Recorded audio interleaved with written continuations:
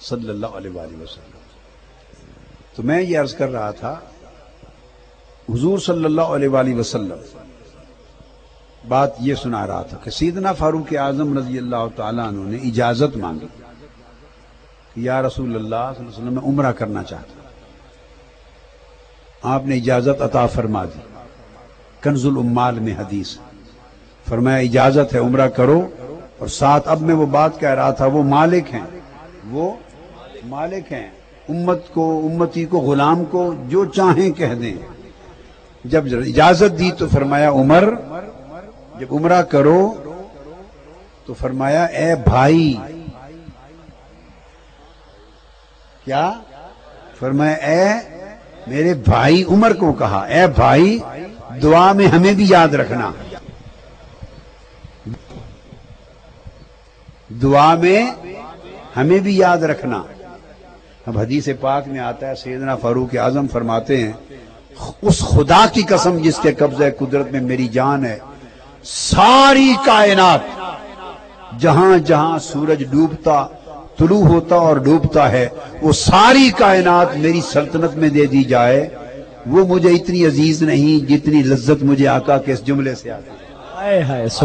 نعرہ تکبیر، نعرہ رسالت۔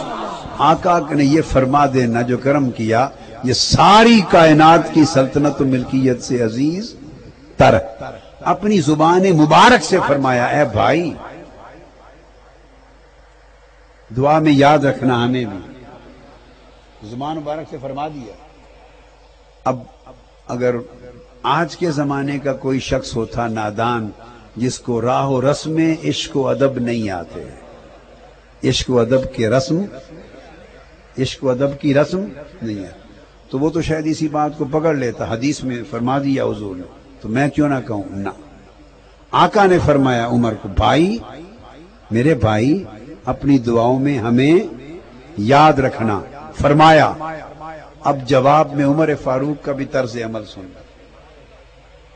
اب دوسری حدیث امام حاکم نے مستدرک میں روایت کی، سعید بن مسیب رضی اللہ تعالیٰ عنہ راوی فرماتے ہیں جب سیدنا فاروق اعظم خلیفہ ہوئے، خلیفۃ المسلمین، ممبر پہ بیٹھے خطبہ ارشاد فرمایا، تو ممبر پہ خطبے میں لوگوں سے کہا لوگو تم مجھ میں سختی، شدت اور غلظہ، بڑی میری طبیعت میں بڑی سختی دیکھتے ہو، ڈرتے ہو کہ میں بڑا سخت طبیعت ہوں اس لیے ذرا گھبراتے ہو، تو آج تمہیں راز بتا دوں کہ میں سخت کیوں ہوں،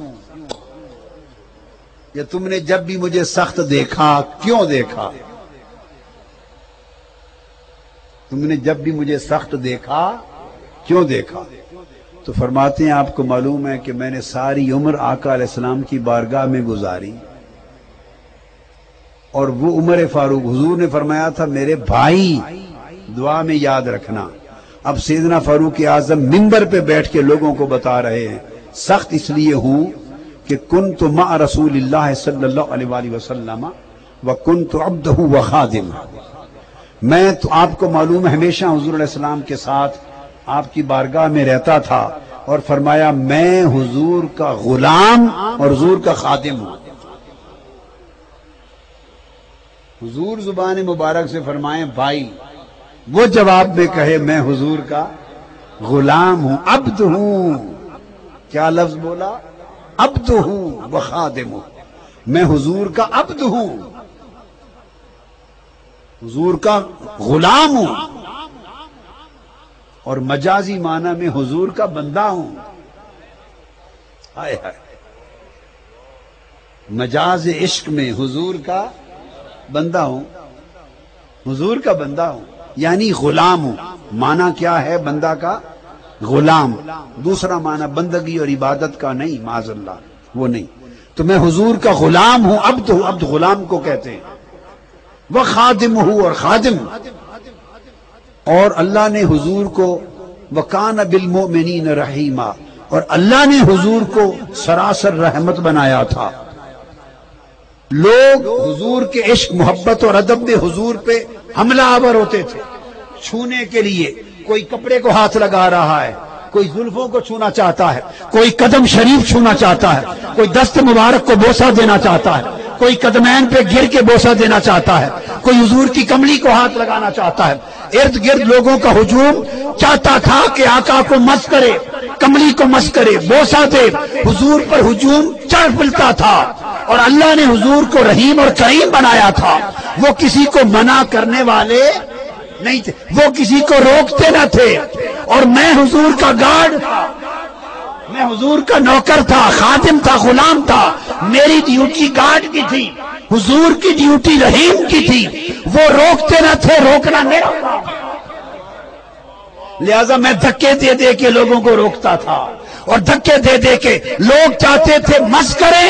لوگوں کا شوق تھا حضور کو چھونا، مجھے کسی سے غرض نہیں، میرا شوق تھا حضور کو بچانا، سبحان اللہ۔ حضور کو تکلیف نہ ہو، حضور کو ہاتھ نہ لگ جائے، دھکا نہ لگ جائے، پریشانی نہ آ جائے، رستے میں پریشانی نہ آ جائے، قدموں پر کسی کا پاؤں نہ آ جائے۔ سو میں حضور کا غلام ہو کر ڈیوٹی دار تھا، میں دھکے دے دے کر حضور کا رستہ بچاتا تھا۔ تو اس لیے میں پھر کسی کو مارتا بھی تھا، کسی کو بھگاتا بھی تھا، مکہ بھی لگتا تھا، دھکا بھی لگتا تھا، وہ سارا کچھ ادب مصطفیٰ میں تھا۔ لوگوں میں خود سخت نہیں ہوں، حضور کے ادب نے سخت بنا رکھا۔ سبحان اللہ۔ نعرہ تکبیر، نعرہ رسالہ، نعرہ رسالہ، نعرہ